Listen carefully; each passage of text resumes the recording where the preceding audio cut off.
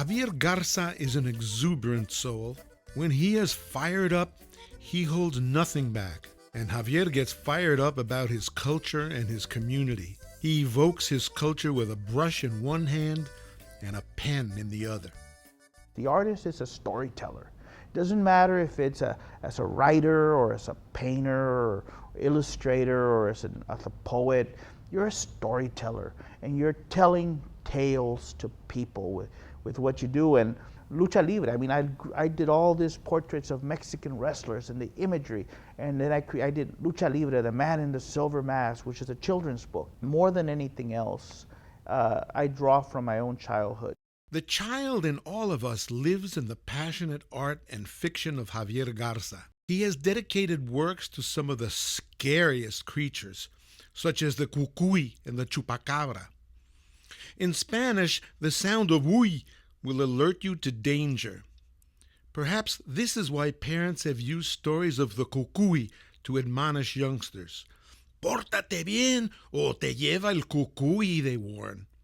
Behave or the boogeyman will take you away. People ask me, well, what do you know what to write about? I say, well, I pretty much just write about, or what I experience. I paint what I know.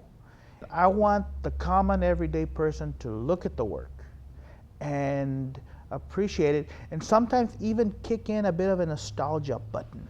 The lives of children are populated with some fearful creatures, but far more so with heroes. One example is the professional wrestler who in Hispanic culture sometimes assumes the mantle of a superhero. El Santo, the saint, was kissing a woman on the movie screen, and I didn't think much of it, but my grandmother was like, how can she do that? How can any woman kiss a man that wears a mask? She doesn't even know what he looks like. And then years later, I was watching a Santo movie on television, and it came to me, I said, my grandma used to have a fit with that. But then I started thinking to myself, well, visually it's kind of strange. So I did a preliminary sketch. It was just a pencil sketch of the saint kissing a woman, and then that woman, I went later on and I did another sketch where I gave her a mask, and I thought, well, he's the saint. I'll make her La Diabla, the devil. And I put a mask with horns and stuff. And then that gradually became a black and white drawing. And that gradually became a painting. And and it's a gradual process till you find the one image that tells the story.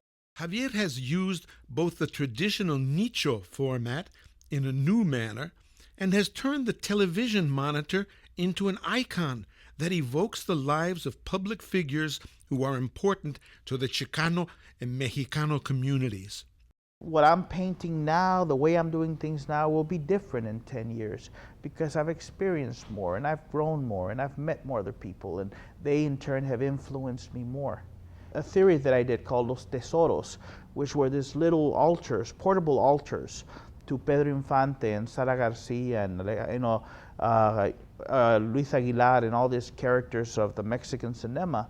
Years later, I never knew what they were called. Later on, somebody told me they're called nichos.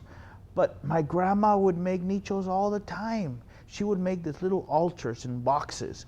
And it didn't dawn on me till later on that when I was looking at them and I said, nichos, that's what my grandmother used to do. I was taking what I had seen my grandmother do and just incorporate it into my own art without really realizing it. And I do that a lot, without really knowing that I'm doing it. Xavier grew up on the border in McAllen, Texas, which is like having one foot in the United States and the other in Mexico. I was born in McAllen, Texas, border town, but I was raised in an even smaller border town called Rio Grande City. I mean, when I say it's a small border town, I mean, going to Mexico is like 20 minutes and you're there. But, it was very rich in as far as like traditions and family. So growing up, I was always, had a lot of family around me. When I was little, almost everybody worked in the fields. A very large population of the people worked in the fields. My own parents worked in the fields, and my grandparents worked in the fields. People work from, hand to mouth. You work, and all day you come home, you spend time with your family, and you go back to work the next day, and it goes on and on. Now, it's changed a lot. Agriculture is not as big as it used to be. Javier's firm footing in the traditions of the Mexico-United States borderland has provided him with a special sensitivity to people and inspires him to reach out to those around him, stranger and friend alike. The audience that I always try to target is the general, common, everyday person, especially in Chicano art, comes from the common, everyday person. You know, you draw from your strength, your ideas, your foundation from that. So that's like my target audience. That's who I'm aiming it at. I'm not really thinking of something like extremely intellectual or, you know, even though it does become a discussion for them. Sure, I want everybody to be able to enjoy it, but I try to keep the work pretty much, you know, family friendly for that main reason, because that's my target audience. Javier is very positive about identifying himself as a Chicano artist. Growing up in the valley, the word Chicano always carried a very negative connotation.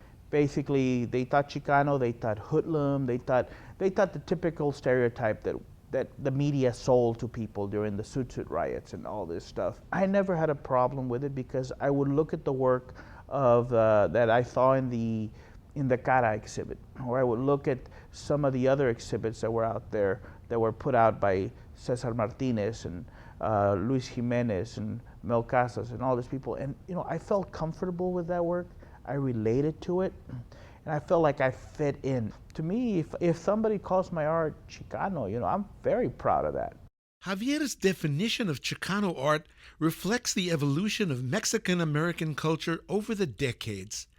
Chicano art has evolved from focusing on political themes to depicting more diverse subject matter. At a time, it was strictly political because that was the nature at that time. Today, Chicano art, it's a lot broader than that. I mean, it covers, yes, it covers political, but it also covers family. It also covers tradition. It also covers, you know, all these different things that are part of your culture. You know, and it's different. You cannot judge things today just by the way it was 10, 20 years ago, because it's evolving and it's changing, and it has to be, because that's how it survives. That's how it continues to grow. The Chicano Last Supper is one of Javier's most ambitious pieces. When I'm starting with something new, it usually takes me a while. It takes me a few days to really get going. A painting that I'm working on called The Chicano Last Supper, which is a tribute to, you know, the icons of my childhood growing up. That took a while because there was the whole thing of analyzing, well, who should be at the table and who should not be at the table. And I when I first came up with the idea, a professor told me, well, you know, it's been done before, making reference to Burciaga's, I believe, the Last Supper of the Chicano Heroes, I believe what the title was. And I said, well, yeah, but it's different because this is not political. It's a personal thing. When I finally started putting the piece together, I was having a lot of fun just doing all the cutouts. I would go and make the images and transfer them to Mason. I'd cut everything out and then paint each piece individually, but not finished, just like a rough colors to get the idea, and then assembling it all together is a lot of fun. I'm a wannabe carpenter. You know, my dad knew how to carpentry, and I just go by what I remember from him doing. And I create this table, and then making all the colors blend in together right once it's all together, and then giving it the finish so it'll be nice and glossy. But I look at it, it's like that one piece is like 5 or 6 paintings put together. I try to plan it out, but sometimes things do get a little out of control. The Chicano Last Supper was not supposed to be as large as it is right now. It was originally supposed to be a lot smaller, but I just kept adding people to it. They say that some people are born artists or musicians, and others become so as the result of their life experiences, their training, and their education. If that is the case, Javier was a born artist whose education simply confirmed his birthright. I guess it really didn't click for me till I started going to college. I mean, I always loved art, and I always loved to draw, and I always tell people my first canvases were the brown paper bags that my mom would bring back from the supermarket back when you still had paper bags. Now everything's plastic. But you know, that and crayons, and I would draw on all the bags and I would decorate everything. And certain bags. The bag that was my dad's, I would decorate with certain characters that were more manly characters, and and for my grandmother and stuff, I would put more like Minnie Mouse and other little characters that were more effeminate. And I know my dad, bless his heart, but I know he took a lot of grief from people when he would show up with his lunch in a bag and all these cartoons were drawn on it, little Batmans and Roadrunners and all this stuff. But he never complained. He always took his bag with him.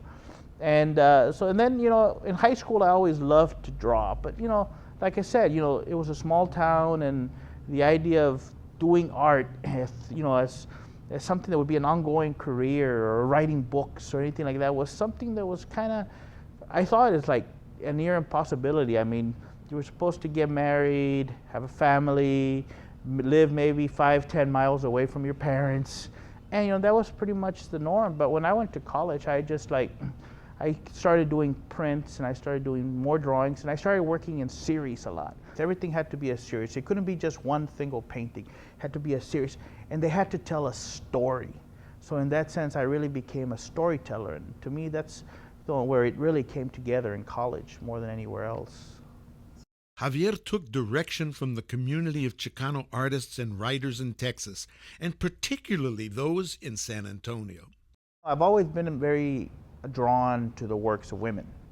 To me, it seems like their works are a little more open, a little more emotional, and more able to just connect with the feelings. Like with writers, I've always loved the work of Denise Chavez and Sandra Cisneros. I've always been drawn more to the work of the women. One of my biggest influences as an artist, was always been Carmen Lomas Garza. She does what I want to do, which is basically, she's an artist, but she's also a storyteller. Her books, the series of books that were done by Children's Book Press, I mean, that's what I wanted to do. I wanted to be an artist, and I wanted to be a writer, and I wanted to do my own illustrations. So that was like a big inspiration for me. The techniques of Cesar Martínez were particularly inspiring, and that inspiration led Xavier to intensely devote himself to an important series, The Wrestlers of La Lucha Libre. I did not really start doing The Wrestlers till I would say it was like 99. I would use a wrestler here and there in an image, but it just hadn't, the idea of doing a whole series on them had not really come together. I saw the Cesar Martínez retrospective, and I saw his Vato series all together in a room. And I said, it would be so cool to just do, the face of the wrestler, and do the same thing he did with almost a minimal background, where it's just a single flat color with a line serving as a breaking point. And that's where I started doing the wrestler portraits. And and it evolved from that. Today I'm still doing the wrestlers, but I'm kind of trying to do something a little different, give them almost like a spiritual, supernatural, outer space type of thing.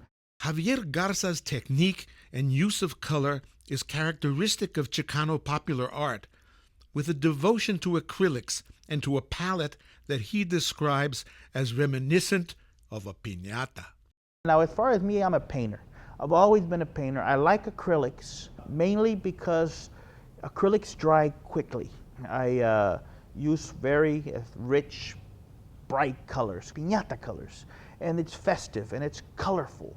I could call them, monochromatic or all these different, primaries and secondaries, all these technical terms, which I know, but to me it's like, this is what I feel comfortable with. This is what I feel good doing. To me, and what I'm really blessed in, that I love what I'm doing. I have a great love for it, and I'm having fun. I'm having the time of my life, so, to be able to do what I love and find people that are supporting me, and I call it playing with me, because they're playing with me to make these books, and they're playing with me to do this art. And, and it's just a fun thing for me. And I always look at art and books in general as this, you're creating something that is going to outlive you. Because, in 10, 20, 30 years, I could be gone. But the paintings will still be here. The books will still be in a shelf somewhere. And, that's a great legacy to leave behind.